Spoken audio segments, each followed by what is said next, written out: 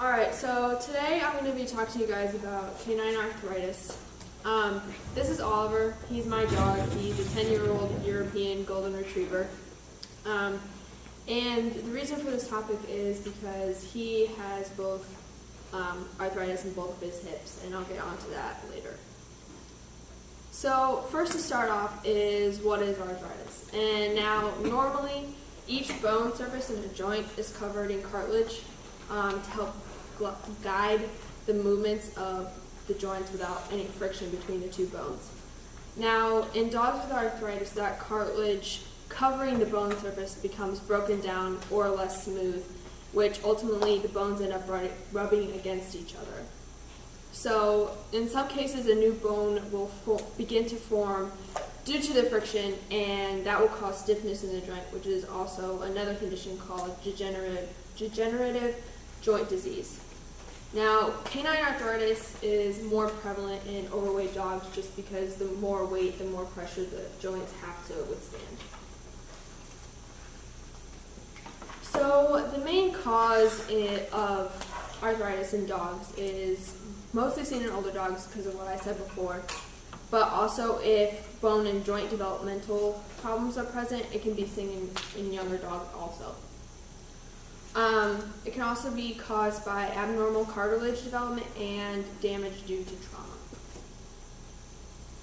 So some signs of arthritis can include not wanting to exercise as much as they usually do, lameness or stiffness in the area that's affected. Some may repeatedly lick the joint that's in pain, as well as show obvious signs of pain, while others sometimes just have more behavioral changes. Now with Oliver, we started to notice he had a more difficult time going up and down the stairs, as well as getting into the car, and occasionally his hind legs will give out from under him. So in order to be diagnosed, our vet performed a joint flexion and extension in both of his hips, and was able to determine that he had arthritis in both his hips. And so these pictures just depict what a normal hip with no arthritis would look like, and this one with the friction causing the bones to rub against each other, causing that sort of. So what can be done if your dog is diagnosed with arthritis is, in overweight dogs, definitely weight management is key because it will reduce the load that the joints have to take in. Also, your veterinarian may recommend anti-inflammatory therapy for a short period of time, as well as NSAIDs, which help with the inflammation. Now with Oliver, he was pretty overweight. He was 95.7 pounds, where an average golden is supposed to be within 60 to 80 pounds. So we definitely put him on weight control, and he's lost about 10 pounds so far. Also, our vet recommended fish oil because they said it's been clinically proven to help with joint pain and inflammation, and also anti-inflammatory supplement. And this right here is the fish oil that we use for Oliver.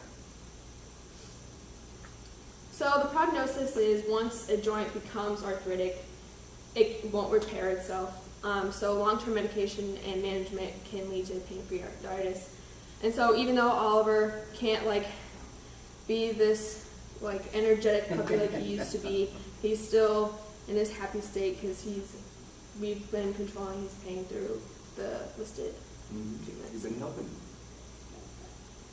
And we're excited. Now, how old is he now? He's 10. 10. Okay. Well, and when was he die? When